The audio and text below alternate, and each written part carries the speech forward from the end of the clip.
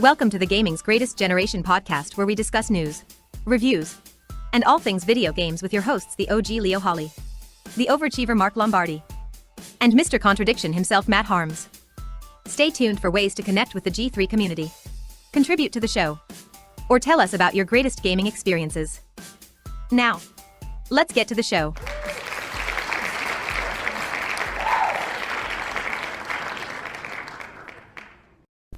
Hey, good evening everyone. This is your host for the evening, Mr. Mow Them Down, or Matt as some of you may know me. I'm here by myself as Mark is unfortunately under the weather and hasn't been able to participate, and Leo's off doing Leo things, so they've stuck me here for another solo show with you all. So sit back and relax, and we'll try and cover some of the things that we've missed out on, just kind of get us caught up for hopefully when we will all make our return for the upcoming episode here over the next weekend.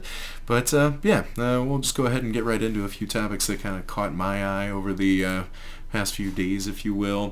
First thing on the list, on the agenda, if you will, just a couple of things with the Xbox deal that's been going on. I was really kind of hoping and holding out to see if anything would surface from the meeting that they were supposed to be having with some of the EU regulator, officials, to try and, plead their case one final time. Haven't seen anything really come out of that yet, unfortunately, so I'm sure we'll probably have to get into that on the upcoming episode this weekend here. But that's all right. We'll figure out what's going on with that whenever we start seeing some news coming out on it. Otherwise, we have seen them announce a few deals that they are, pushing forward to try and further cement their case that, hey, they're the good guy and this is all going to go great for everybody.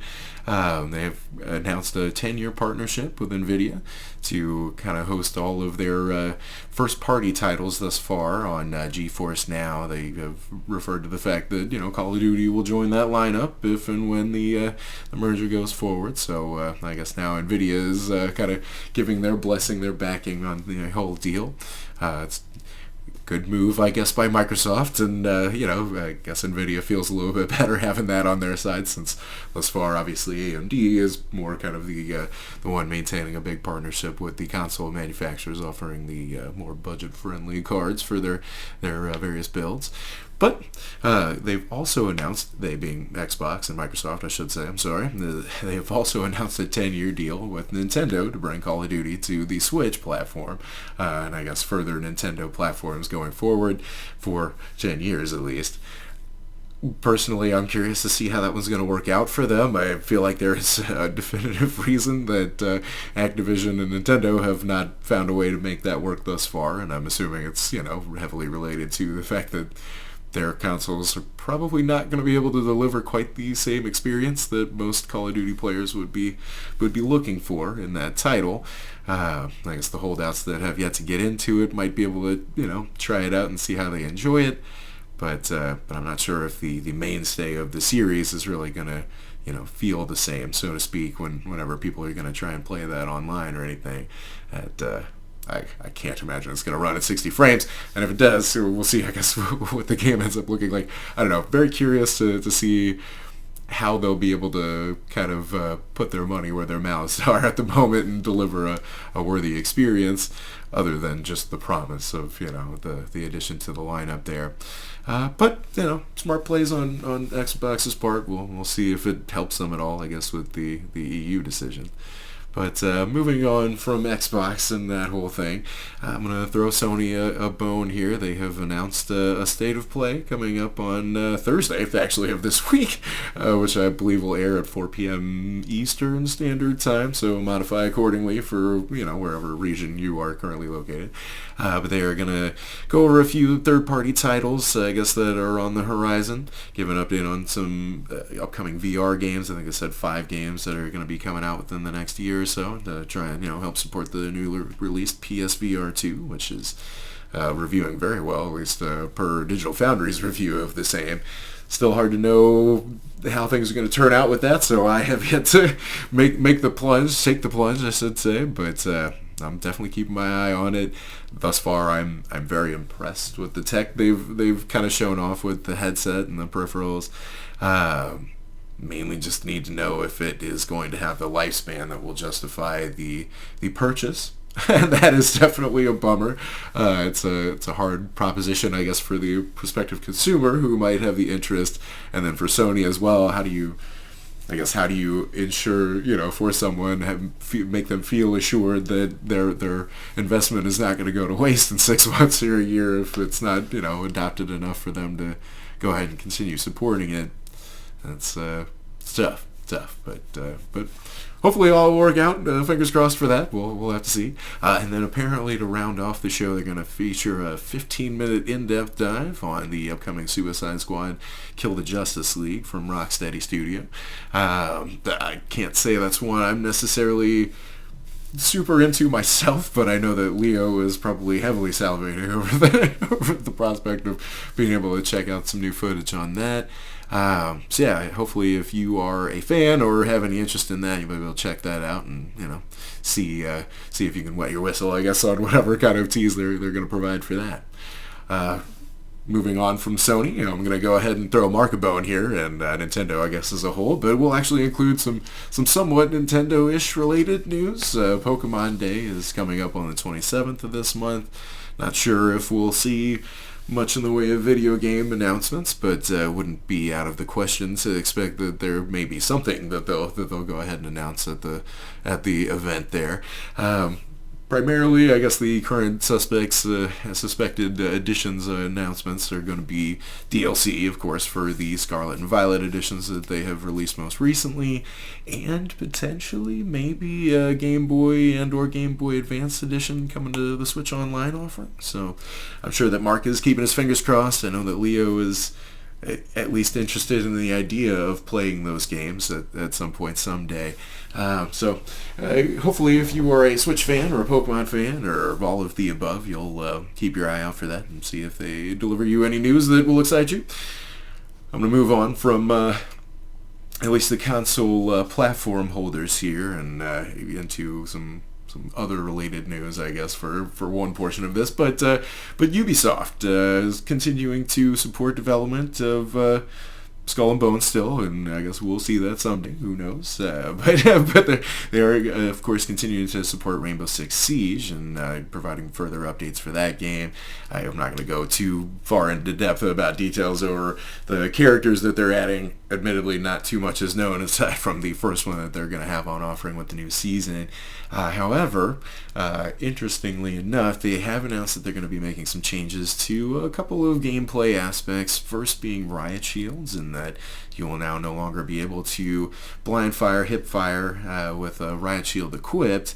Your sidearm, that is a little bit of an OP kind of a thing, in my opinion, or can be at least in the right hands, so to speak, not mine. But they've also announced that they are going to be implementing some kind of a mousetrap feature, which is going to try and detect people that are using input spoofing devices to essentially allow use of a mouse and keyboard while playing on consoles.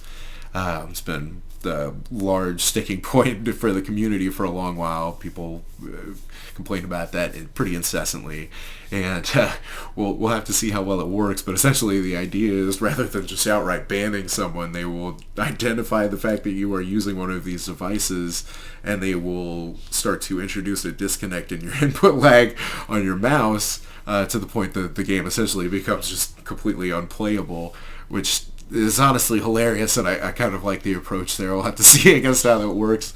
One thing, if nothing else, that is a bit of a bummer maybe, is that, well, this pretty solidly means, I guess, they're not looking to implement crossplay between PC and console anytime soon, which I can understand, but for casual gameplay, whatever, I still think it'd be nice to be able to get some of my PC homies into the party, into the squad when we're playing, but alas, we'll see. In a somewhat related, I guess, cheating ongoing event issue, whatever, Bungie actually was recently awarded, I think, somewhere in the neighborhood of $4.4 million in arbitration against AIM junkies, resulting from, I guess, a variety of suits that the two have thrown back and forth over, I guess, at one another over Destiny 2 hacks that AIM junkies has developed and sold over the years. So some funny things from some of the stories that we're talking about that I've seen and mentioned that the arbitration judge essentially found that, well, the despicable behavior of aim junkies, I guess the lead developer of all these hacks and everything, was essentially what led him to go ahead and rule in favor of Bungie. But it noted that this guy with aim junkies had apparently logged into and was able to reverse engineer source code from the game, which allowed him to create these hacks. Bungie had caught him numerous times doing this and had banned him each time, but he kept finding ways to get around this and circumvent the bans to continue to reverse engineer the code to develop these hacks and these cheats that they would then sell. And the guy freely admitted to this, so I'm not really clear on, I guess, how he thought he was going to be able to win the arbitration. However, there is a countersuit currently that they are aim junkies is presenting back to Bungie, indicating that, well, Bungie also violated their terms of service and reverse engineered the code for their hacks to figure out how they had done this or whatever. So they're suing them for that. Which, I mean, sadly, in the way that the law works, depending on whether or not that can be established or proven, I guess they could potentially be awarded something for that. But yeah, hilarious. Like, oh well, but then you did this back to us to figure out what we'd done. So yeah, shame on Bungie, I guess. But yeah, nice to see that that Bungie's able to take on somebody who is essentially, you know, ruining the product that they're trying to provide to their paying customers. So yeah, that's cool. Good job. I'll move on from there. Just a little bit of PC tech news, I guess. I did see something right before logging in to do this that AMD was talking about implementing more AI technology into their GPUs going forward. They made kind of an underhanded comment about, well, we're not going to just stuff a bunch of stuff in there that nobody's ever going to use, and why would they have to pay for, kind of alluding to NVIDIA and their kind of outrageous pricing structure here lately. I'm not sure that AMD is making things an incredibly cheap proposition for some of their higher end units that they're offering currently, but certainly cheaper than Team Green. However, they're going to start putting more AI into their cards as well. It seems like that's probably going to be implemented into their upcoming FSR3. It's supposed to have some sort of a frame generation technology implemented there, similar to what we're seeing in DLSS 3, which is definitely helping to boost frame rates while you have all your settings up at insane levels and everything. So I'm sure that that's going to continue to become the norm. We'll see, I guess, how far, in depth they go ahead and start slamming all this stuff into their cards. Obviously, they still want to have the budget conscious branding, so to speak. Be the one that is the maybe not cutting edge, top of the line in every way card, but is slightly less than for a good reduction in sale value. But the most interesting thing that I felt was discussed was just pricing in general for GPUs, and where does anything, I guess, go from here. You've got AMD and NVIDIA, frankly, kind of painting themselves into corners where they have really set a new standard here. I think I'd seen something along the lines of like doubling price point doubling for GPUs over the past few years. And so now they're offering up their lesser variants in the tier structure for the current generation of cards. The performance, to price metric is really not going to be there. It's going to be pretty horrendous for these, unless if they will drastically either reduce the cost of those or just say that this is just the new normal and the new standard going forward, which neither is necessarily going to be a great prospect for either consumer or the manufacturers that are selling these cards. Is, well, I mean, you've either got a horrible value proposition to offer to your customers, or you essentially just prepare for the fact that you're going to sell less units this generation, or at least for a little while. I'm not really sure which I expect to be the case. It would maybe be surprising to me if they're just going to start undercutting themselves and really lowering prices for kind of their whole lineup, so to speak.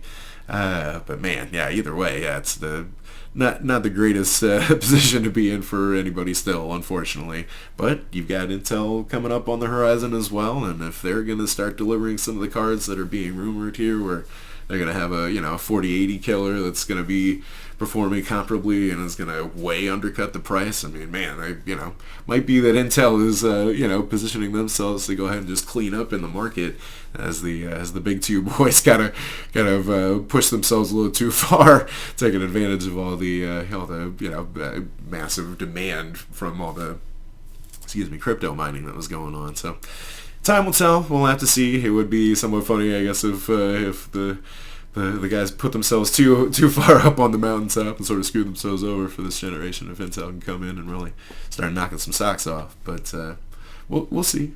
Time will tell. So that's really all that I had for news bits. Everybody, is one. It's not going to be real in depth and is going to go much quicker since I don't have anybody to argue with. I'm sorry. I don't even know why we do this. but yeah, I'm sure we'll all be back Saturday to bitch and moan at one another, and we'll catch up on Leo's vacation time and hear his review finally of Horizon. So yeah, otherwise, I'm not going to do like a full release radar either, but I will mention that I guess we do have Atomic Heart now hitting Game Pass, so anybody who's been waiting on that one, go ahead and hop on, check that one out. Did have kind of a funny release hiccup on PC where it didn't release with any ray tracing features implemented, even though that had been highly advertised for the past couple of years in their marketing. So whoops, I'm sure they'll probably get that corrected fairly quickly here, but we'll see. Otherwise, I believe Horizon Zero, or Forbidden West, has been added to the PlayStation Plus service for, I believe, at least the premium tier or whatever. So Leo's now having a panic attack trying to figure out which of these two he's going to try and play and if he's going to be able to get them all completed and everything. So good luck to him, and hopefully good times for everybody out there who gets to play on that. That's it for the release radar. As far as anything that I've been up to lately, not too much video game wise, if I'm being frank. Was kind of taking some time to get caught up on some other stuff after getting through the Half-Life 2 and kind of getting tired of the Call of Duty already. But I did finally beat Elden Ring, everybody. Oh my god. So now I'll just have to start up New Game Plus and continue the obsession. But man, it was real nice. I finally beat Malekith. Man, I don't know what the hell was taking me so long with that. I just did not get, I guess, a hold of his timings or something, and my mimic was entirely useless. But Black Knife Tish for the win, and got through him and basically cleaved right through Radagon and the Elden Beast. That was like a piece of cake after that, so felt like kind of a fool, but finally got it done, everybody, so hooray from me. But otherwise, I'm hoping that everybody out there has a good evening, enjoys the rest of your week, and we'll catch up with y'all on the weekend. And please like, subscribe if you can, if you would be so caring of us to do us that small favor. We greatly appreciate it. Hit us up with comments below, or send us an email. Let us know how we're doing. Please let us know if there's anything that you'd like to hear from us on, or if you'd like to see implemented into the show. We're always happy and looking for new ideas. We're just trying to keep it entertaining and fun for you guys. So thank you for checking in with us. This is Matt, your host for the evening. I very much appreciate you tuning in, and remember that gaming's greatest generation is the one that you are a part of.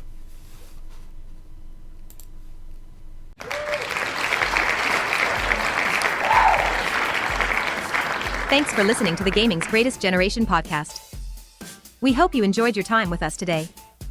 If you have any feedback for the show or would like to contribute ideas, feel free to call 702-690-9292 or email us at gamingsgreatestgeneration@gmail.com.